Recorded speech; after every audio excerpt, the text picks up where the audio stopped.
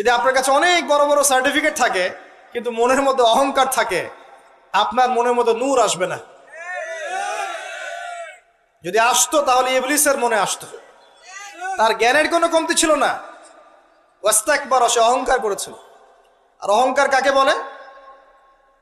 মাতারুন নাস, মাতারুল হক ওয়া গামতুন নাস, সত্যকে প্রত্যাখ্যান করা এবং অন্যদেরকে ছোট করা, আন্ডার এস্টিমেট করা। আর আমাদের সংস্কৃতি এখন হচ্ছে অন্যকে আন্ডার এস্টিমেট করা। আমাদের চরিত্রই হয়ে গেছে এমন, গীবত, তোহমত, অপবাদ, সমালোচনা, কাদা ছড়াছড়ি, চুল ছেঁড়াছেড়ি, এগুলোই সংস্কৃতি।